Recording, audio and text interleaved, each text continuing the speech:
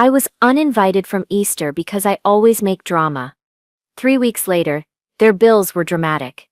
My name is Eleanor Harrison, but everyone calls me Ellie.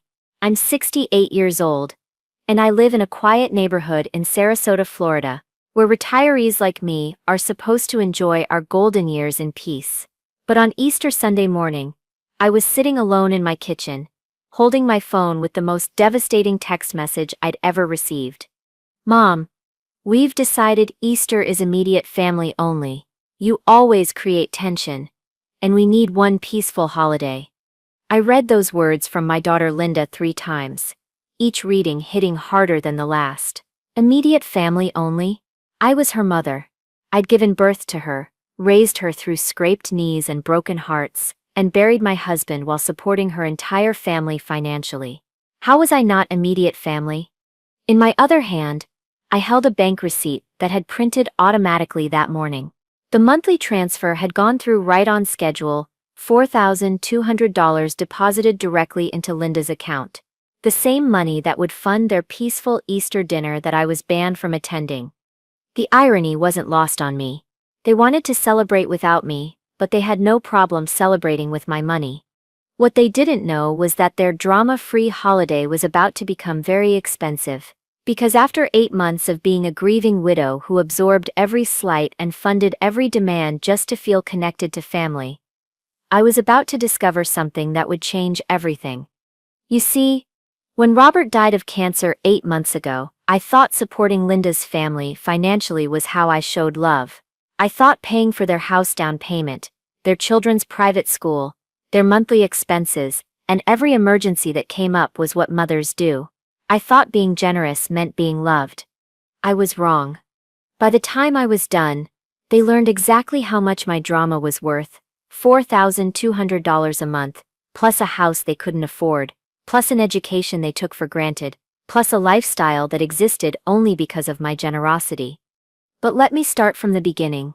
When I thought being the family ATM meant being family. Before we continue, leave a comment telling us where you're watching from, and subscribe for more stories like mine. Let me tell you who I really am, because my family seemed to have forgotten. My name is Eleanor Marie Harrison.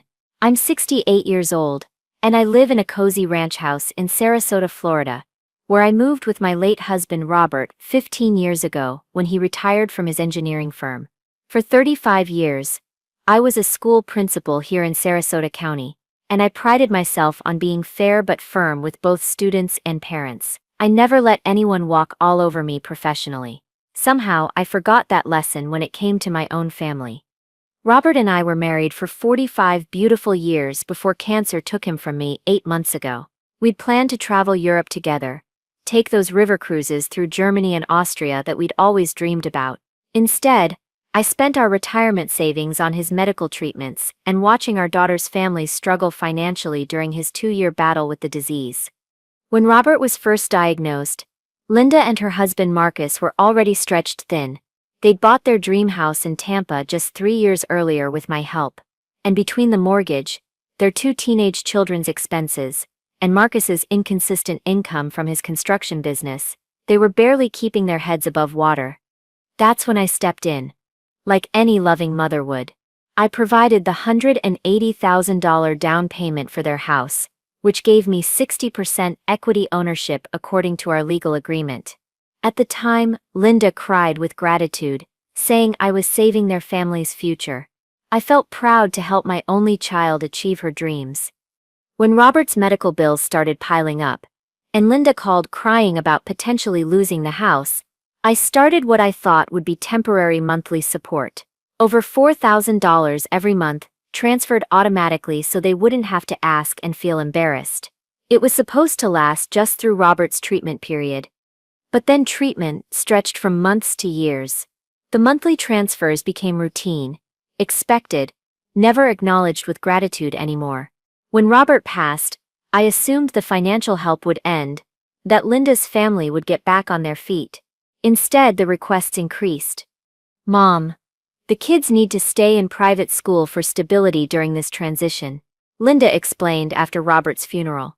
So I continued covering Westfield Academy's tuition for both Sophia and Ryan. $1,500 each semester per child. I wanted my grandchildren to have opportunities, to get the education that would open doors for them. On top of the monthly household support and school expenses, there were constant emergencies, car repairs that couldn't wait, dental work that insurance didn't cover, spring break trips that all the other kids were taking. Every request came with urgency and guilt, as if saying no would prove I didn't love them. After Robert died, these family dinners and gatherings became my lifeline. The house felt like a tomb, without his laughter echoing through the rooms. I lived for Sophia's basketball games at school, and Ryan's piano recitals. When Linda invited me for Sunday dinners, I felt like I had purpose again, like I belonged somewhere. What I didn't realize was that I was paying for the privilege of feeling included in my own family. The monthly transfers kept flowing automatically from my account to theirs. The school payments cleared without question. The emergency loans added up to thousands more throughout the year. I never said no because I thought that's what love looked like. I thought being needed financially meant being loved emotionally. But somewhere along the way, I stopped being Linda's mother and became her family's silent financial partner. Present when they needed money, invisible when they wanted space.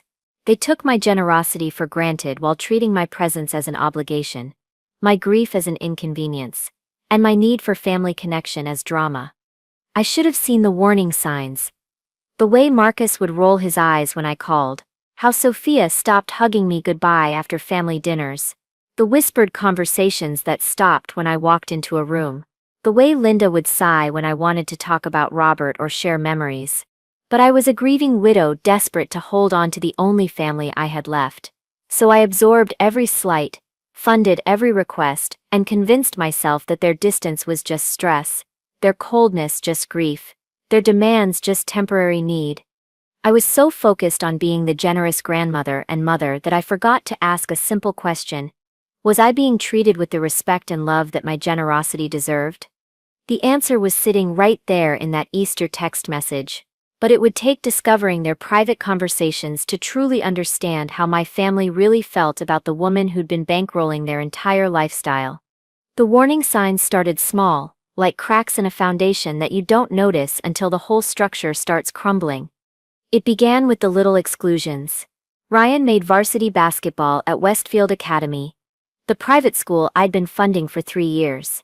When I asked Linda about the playoff schedule, excited to watch my grandson play, she paused for just a moment too long.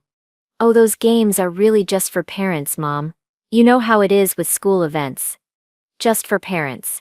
As if the grandmother paying his tuition wasn't family enough to attend. I swallowed the hurt and transferred an extra $300 for his new team gear without being asked. Marcus started making comments that cut deeper each time. During a family dinner I'd paid for, in the house I'd helped buy, he'd shake his head whenever I spoke about Robert or mentioned feeling lonely. "Old people need so much attention," he'd mutter, just loud enough for me to hear. "Maybe space is healthier for everyone." Space. That became their favorite word. When I called to check on the kids, "Mom, we need space to handle our own problems." When I wanted to discuss the mounting expenses I was covering, "Can we have space from family business talk?" When I expressed any emotion about Robert's absence, "You need space to process your grief privately." But there was never space between them and my money. The financial requests escalated like a twisted auction where I was the only bidder. Last month, Linda called about Sophia's spring break trip. $2,800, Mom. All her friends are going to Cancun. She'll be devastated if she's the only one left behind. I transferred the money that same afternoon, depleting part of Robert's life insurance payout. Sophia never called to thank me. Linda sent a brief text. "Got it." She's excited.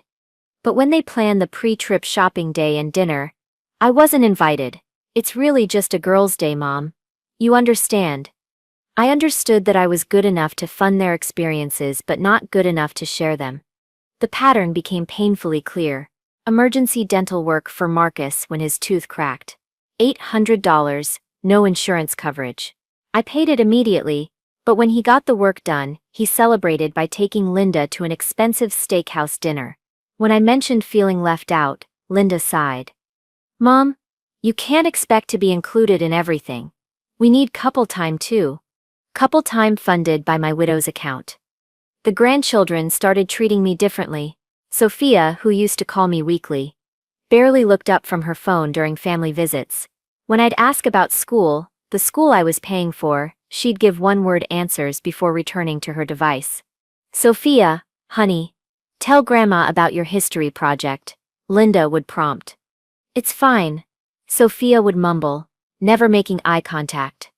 Ryan became equally distant. The boy who used to beg me to play board games and listen to his piano practice now acted like I was furniture in the room. When I complimented his improved playing, he'd shrug and walk away. They're teenagers, Mom, Linda would explain. This is normal adolescent behavior. But their behavior toward their parents remained warm and chatty. It was only their grandmother, their financially supportive grandmother, who received the cold shoulder. Family dinners became exercises in tension management. I'd sit at the table I'd helped them afford, eating food purchased with money I'd provided, listening to conversations about plans I wasn't included in. The kids would discuss school events, sports practices, and friend drama as if I wasn't there. Linda and Marcus would talk about home improvements and vacation ideas while I sat silent, trying not to seem needy or dramatic. Drama became Linda's weapon of choice for shutting down any conversation she didn't want to have. If I asked about the family's budget or whether they needed to adjust their lifestyle, "Don't be dramatic, Mom."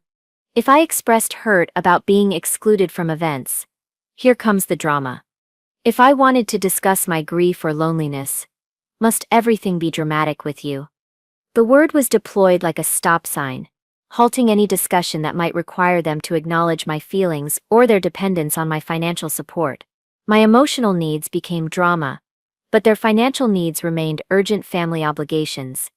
2 weeks before Easter, the mask slipped completely. I'd asked if I could bring Robert's favorite coconut cake to Easter dinner, the same recipe I'd made for 45 years of family gatherings. Linda's response was swift and cruel. "Must you always make everything about Dad, Mom? It's been 8 months. We're trying to create new traditions without constantly being reminded of death." Without being reminded of death, as if my husband's memory was a burden they'd rather not carry while cashing the checks from his life insurance policy. I kept quiet to keep the peace, absorbing every slight, every dismissal, every cruel comment because I thought that's what love looked like. I told myself that grief made people say things they didn't mean, that financial stress made families tense, that I needed to be more understanding. But deep down, I was beginning to realize a terrible truth. I wasn't being loved. I was being tolerated. And barely that. The automatic transfers kept flowing from my account to theirs every month. The school payments cleared without question. The emergency loans became routine. I was their most reliable financial resource, and their least appreciated family member. I was funding my own exclusion, bankrolling my own heartbreak, and paying for the privilege of being treated like an unwelcome burden by the very people who depended on my generosity to maintain their lifestyle.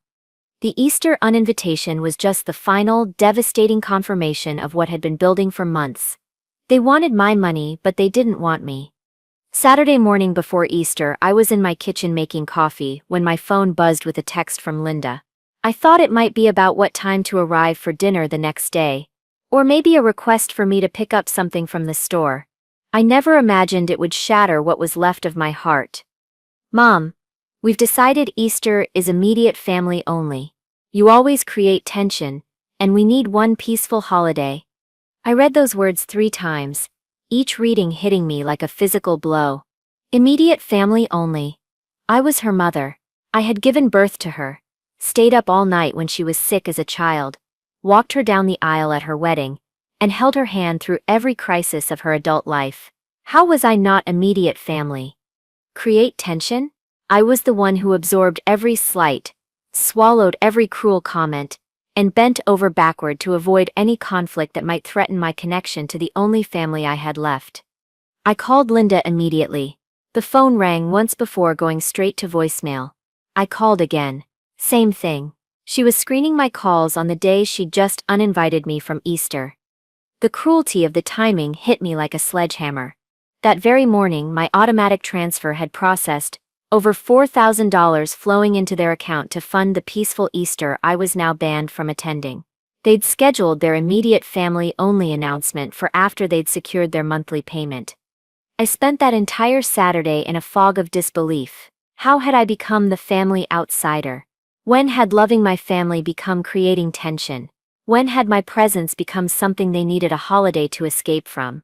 That evening, desperate for some connection with my grandchildren, I remembered that Linda had left her iPad with me 2 weeks earlier while she took it to get repaired at the Apple store. She'd picked up my old one temporarily but forgotten to retrieve hers when the repair was finished. The iPad still had all her apps logged in, including FaceTime. Maybe I could at least see Sophia's face, hear Ryan's voice, even if I wasn't welcome at their Easter table. Maybe I could wish them a happy Easter Eve, even from a distance. When I opened FaceTime to call Sophia, a notification popped up on the screen. It was from their family group chat, the Beck family, and I could see my name in the preview message. My heart stopped. I should have closed it immediately, should have respected their privacy, but seeing my name in their private family conversation, especially after being uninvited from Easter, I couldn't help myself. I had to know what they were saying about me. What I found destroyed me completely. The conversation had started that afternoon, right after Linda sent me the uninvitation text. Linda had written, "Thank God she's not coming tomorrow. We can actually enjoy the day without walking on eggshells around her constant neediness." Marcus responded, "Your mom's gotten so dependent since your dad died. Good thing the money transfer went through this morning. At least we don't have to pretend everything's fine while we're broke." My hands were shaking as I read further. Sophia, my 15-year-old granddaughter whom I'd been funding through private school, had written, "Do we still get Easter money even though she's not coming? I wanted to save for those designer jeans I saw." Ryan, only 13, echoed his parents' cruelty. "Yeah. It's always so awkward when she talks about Grandpa and gets all sad. Like, we get it. He's dead." But Linda's response was the knife that cut deepest. "The $4,000 hits automatically Monday anyway, so we're covered. And she'll probably send guilt money to make up for missing the day. We should plan something fun with the extra cash." Marcus added, "Maybe this will teach her to back off permanently. We need space to be a real family without her hovering and crying all the time." I sat there in my empty kitchen, reading how my family celebrated my exclusion while counting on my automatic monthly transfer. They didn't just want me gone. They expected my money to keep flowing even after rejecting me completely. But the conversation continued. And it got worse. Sophia wrote, "Mom, can we use Grandma's Easter money for that beach house weekend you mentioned?" Linda replied, "Absolutely. She owes us after all the drama she's caused. Consider it payment for putting up with her depression." Ryan added, "Cool.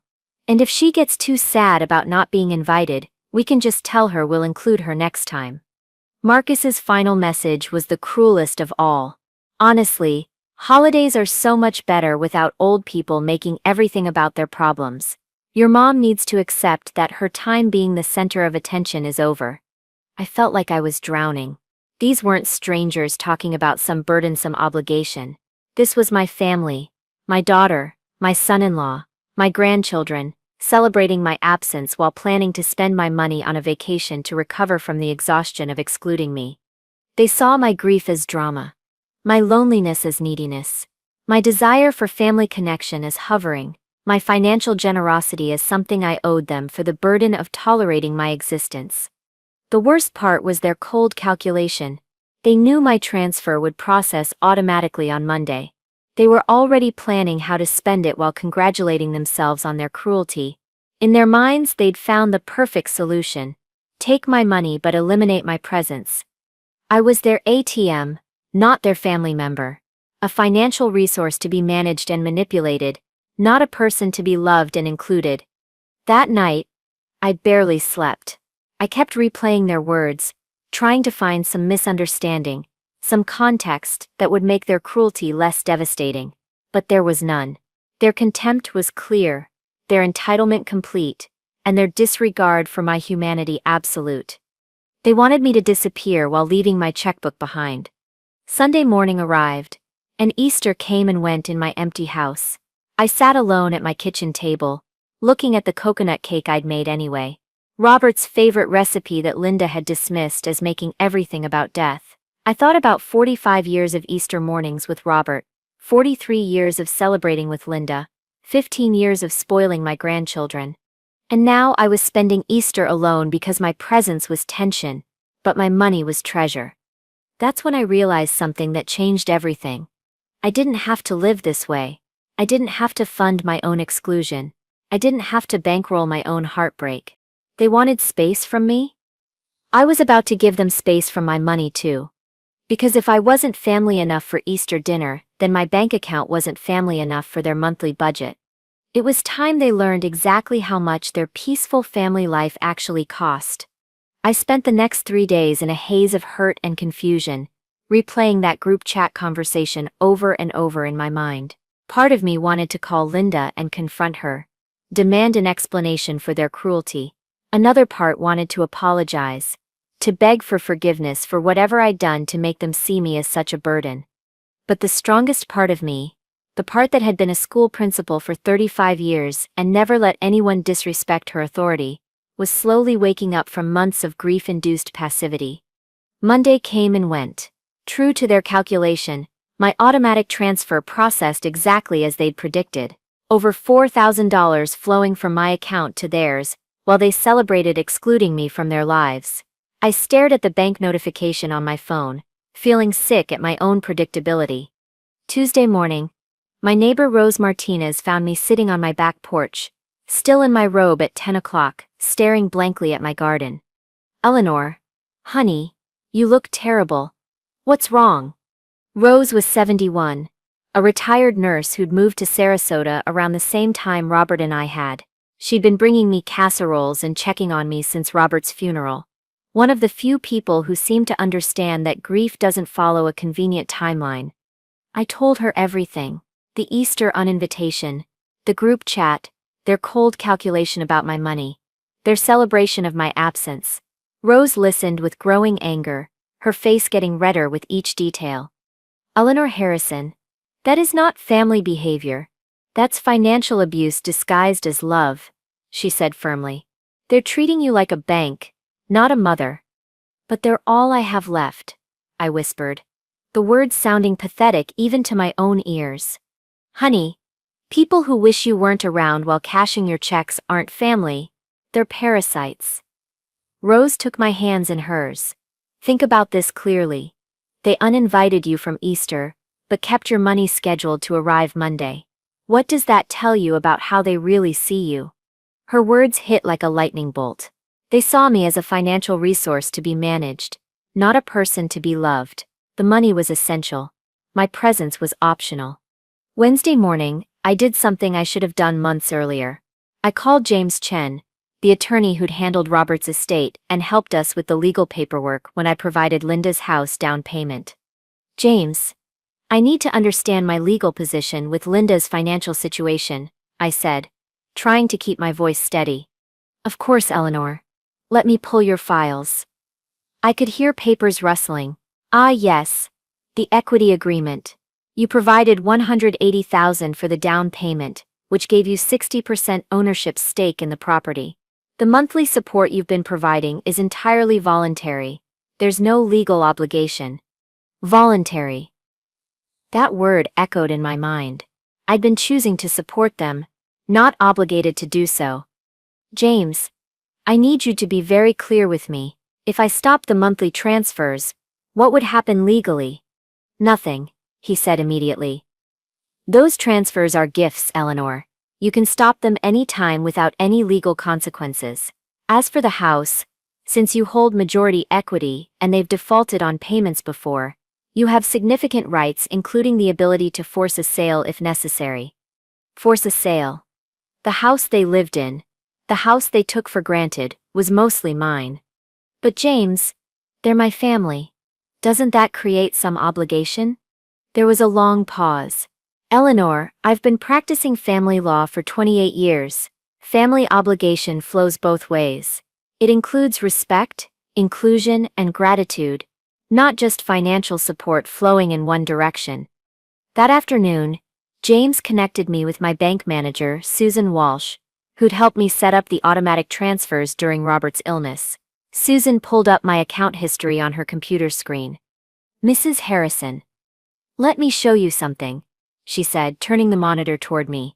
"These monthly transfers represent approximately 70% of their household income based on what I can see. Without these funds, their budget would collapse completely." 70%. I was funding almost their entire lifestyle while they treated me like an unwelcome guest in their lives. "Susan, I need to understand. What would happen if I stopped these transfers?" "Their account would immediately show a deficit. Based on their spending patterns, they'd be unable to meet their basic obligations within 2 weeks. The private school payments would bounce, their credit cards would hit limits, and their mortgage payment would likely fail." "And legally, I can just stop?" "Absolutely. These are voluntary transfers from your account. You have complete control."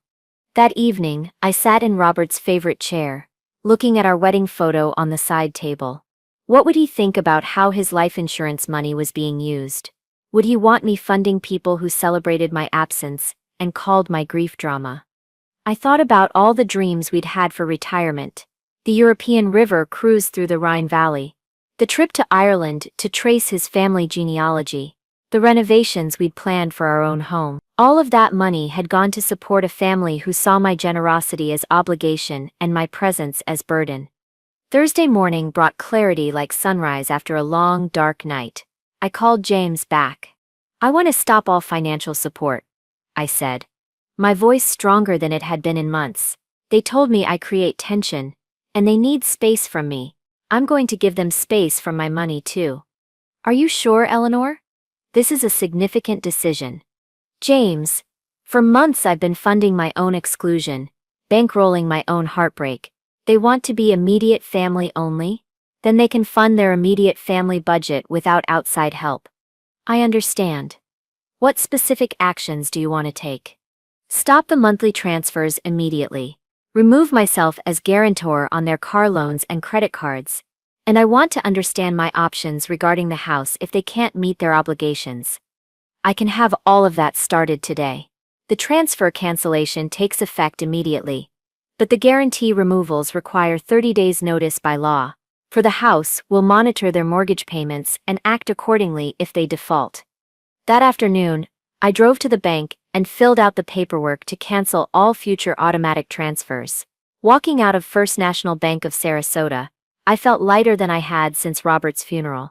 Every dollar going forward would be mine to spend on my own life, my own dreams, my own peace. Friday evening, I made a decision that felt like honoring Robert's memory properly. I called the travel agency and booked the Rhine River cruise we'd always dreamed of taking together. 2 weeks in Germany and Austria, visiting castles and vineyards, eating authentic food and meeting new people who might actually appreciate my company. The trip cost $6,000, less than 2 months of Linda's support payments. But this money would create memories instead of funding ingratitude. As I hung up the phone, I realized something profound had shifted inside me. For months, I'd been the grieving widow who absorbed disrespect to maintain family connections. But that woman was disappearing, replaced by someone who remembered her own worth. They wanted immediate family only? They were about to discover that immediate family needed to fund itself. Because if I wasn't welcome at their Easter table, my money wasn't welcome in their monthly budget either. The first week passed in blissful silence. My phone didn't ring with emergency requests. No text messages about urgent expenses or unexpected bills. For the first time in months, I woke up each morning knowing that my money was staying in my own account, available for my own needs and dreams. I spent that week rediscovering what it felt like to make financial decisions based on my own desires rather than someone else's demands. I bought groceries without calculating how much I'd already spent on Linda's family. I paid my own bills without worrying about their budget shortfalls. I even splurged on fresh flowers for my kitchen table. Something I'd stopped doing because it seemed frivolous when others needed my money for essentials. But I knew the calm wouldn't last. Their budget was built on my foundation. And foundations don't disappear without consequences. The reality hit them the second week of May. It was a Tuesday morning when my phone finally rang with Linda's name on the caller ID. I let it go to voicemail. She called back immediately. Then again, finally, I answered on the fourth ring. Mom. Thank God. Linda's voice was tight with panic. Something's wrong with our bank accounts. The school called about overdue tuition payments, and my credit cards started declining yesterday. There must be some kind of mistake. I kept my voice calm and level. There's no mistake, Linda. What do you mean? Of course there's a mistake. Westfield Academy says we owe $3,000 for both kids' semester payments. But those are automatically covered. Not anymore, I said simply. There was a long pause. What do you mean, not anymore? I mean, I've stopped paying for the school where my grandchildren call me needy and awkward. I've stopped funding the lifestyle of people who celebrate my absence. Mom, I don't understand what you're talking about. Your iPad, Linda. The family group chat that was still open when I tried to FaceTime Sophia after you uninvited me from Easter. The silence on the other end was deafening. When she finally spoke, her voice was small. Mom, you don't understand. We were just venting. Families vent sometimes. Families vent. But what I read wasn't venting about normal frustrations. You called my grief drama. My loneliness neediness, and my desire for family connection hovering. You celebrated excluding me, while counting on my money to pay for your celebration. But Mom, we need that support, you can't just stop. I can. And I have. You said you needed immediate family only for Easter. Well, immediate family can fund itself without outside help. Linda's panic escalated. Mom, please. We can talk about this. Maybe we overreacted about Easter. You can come to dinner this Sunday. Linda. You didn't overreact about Easter. You revealed your true feelings about me. And now I'm acting on that information. She hung up without another word. 20 minutes later, Marcus called. His tone was aggressive from the first word. Eleanor. What the hell is this about our accounts? Linda's crying. The school is demanding money. And our credit cards aren't working. It's about respect, Marcus. Something you might want to research. Don't get smart with me. You can't just abandon your family because your feelings got hurt. I'm not abandoning anyone. I'm simply no longer funding people who wish I would disappear. You wanted space from my hovering and crying? Congratulations. You also get space from my checkbook. You're being ridiculous. Families support each other. You're absolutely right. Families do support each other. Emotionally, socially. And yes, sometimes financially. But support flows both ways, Marcus. It includes respect, inclusion, and basic human decency. What you've been doing is taking my money while treating me like garbage. Look, maybe we could have been more considerate, but that doesn't mean you should punish the kids. The kids?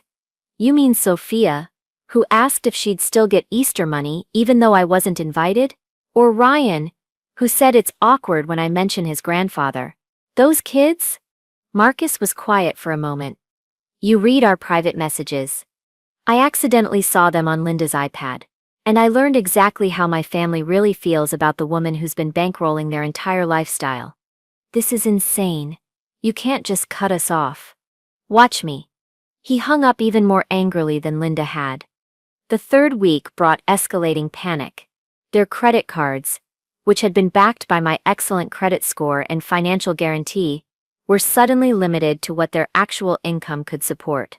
Linda's shopping trip to Target resulted in a declined card at the checkout line. Marcus couldn't fill up his truck at the gas station because their credit limit had been slashed. Susan at the bank called to inform me that she'd processed the 30-day notice to remove my guarantees from all their loans and credit accounts. It's all done, Mrs. Harrison. As of next month, their credit standing will be based solely on their own income and payment history. That same week, I received a certified letter from Westfield Academy addressed to me personally. The private school had researched their records and discovered that I'd been the source of tuition payments for 3 years. They were politely requesting that I contact them regarding the outstanding balance for Sophia and Ryan's current semester. I called the school's business office directly. Mrs. Harrison, thank you for calling. We have a balance of $3,000 for your grandchildren's accounts. We've tried contacting Mr. and Mrs. Beck, but they've assured us that you would handle the payment as usual. I'm sorry, but that's no longer the case. I am not responsible for their children's education expenses. If they can't pay, you'll need to work out a payment plan with them directly. I see. Well, unfortunately, if the balance isn't resolved within 2 weeks, the children will need to transfer to public school to finish their semester. I understand. That's between you and their parents. 4 weeks after Easter, Linda showed up at my front door unannounced. She looked terrible. Dark circles under her eyes, hair unwashed, wearing the same clothes I'd seen her in 2 days earlier at the grocery store where her card had been declined in front of me. Mom, please. We need to talk. I let her in, but I didn't offer coffee or ask her to sit down. The kids have to leave Westfield. We can't make the mortgage payment this month. Marcus is working double shifts, but it's not enough. She started crying. I got a job at the mall, but retail wages don't cover what we've gotten used to.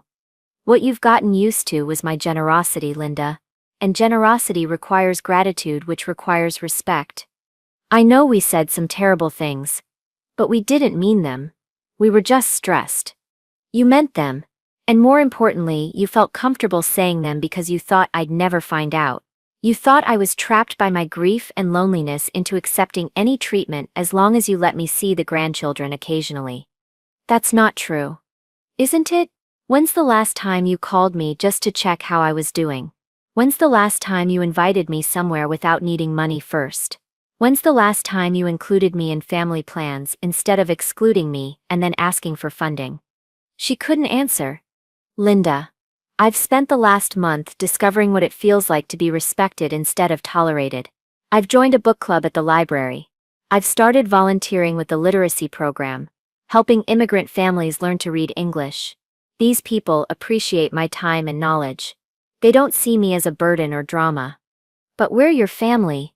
Family is how people treat you, not just biology. The volunteers at the library treat me better than my own family has. Mom, we'll lose the house. That's a possibility. I own 60% of it through my down payment, and I have legal rights if you can't meet your obligations. James is monitoring the situation. Her face went white. You'd take our house?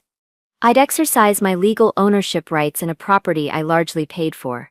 There's a difference. Where would we live? Somewhere you can afford on your actual income. Like most families do. Linda left that day without getting what she came for, but she did leave with something valuable. The truth about consequences. 2 months after Easter, James called with news. Eleanor, they've missed 2 mortgage payments. As majority equity holder, you have the right to demand immediate sale of the property to recover your investment. What would that mean for them? They'd be forced to sell. After paying off the remaining mortgage, they'd split the proceeds according to equity percentages. They'd get about 40% of whatever's left, which might be enough for a down payment on something much smaller. And me? You'd recover your full $180,000 investment, plus your share of any appreciation, probably close to $220,000 total. That afternoon, Linda called one final time. Mom, please don't take our house. We'll do anything. Linda, I'm not taking your house. I'm exercising my ownership rights in property I largely paid for when you can't meet your obligations. This is what happens when people bite the hand that feeds them. We're sorry. We'll apologize publicly. We'll include you in everything. Linda, I don't want forced apologies or obligatory invitations. I want authentic relationships based on mutual respect. And I no longer believe that's possible with people who saw my generosity as weakness and my grief as drama. 3 months after Easter, they sold the house. Marcus had to take a second job driving for a food delivery service. Linda worked full-time at a department store for the first time in 8 years. The kids transferred to public school and had to get part-time jobs to afford the clothes and activities they'd taken for granted. But here's what surprised me. The universe abhors a vacuum, and when I stopped pouring my energy into people who didn't appreciate it, space opened up for people who did. My book club friends invited me to join their monthly dinner gatherings. The literacy program coordinator asked me to lead a workshop on teaching reading comprehension. My neighbor Rose and I started taking day trips to art museums and historic sites around Florida. I took that Rhine River cruise in October. 2 weeks of incredible food, fascinating history, and new friendships with fellow travelers who were delighted by my company, rather than burdened by it. I scattered some of Robert's ashes at a beautiful castle overlooking the Rhine, and for the first time since his death, I felt peace instead of just grief. The travel group from the cruise invited me to join their next adventure, a cultural tour of Ireland, the following spring. I said yes immediately, using money that would have otherwise funded people who saw me as a burden. 6 months after Easter, I updated my will. Instead of leaving everything to Linda's family, I established scholarships for underprivileged children to attend private schools and funded literacy programs that would help families like the ones I'd been working with. My money would go to people who valued education and opportunity, not people who took both for granted. The final surprise came 8 months later. Linda sent me a card on my birthday. Not asking for money, not making excuses, just acknowledging the day.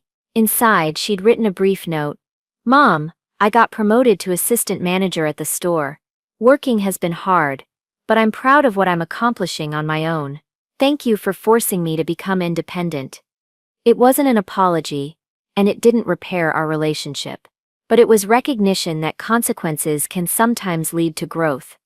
As for me, I learned that I had spent so many years being needed that I'd forgotten what it felt like to be wanted. The literacy families wanted my help. The book club wanted my insights. The travel group wanted my friendship. These people chose my company because they enjoyed it, not because they needed my money.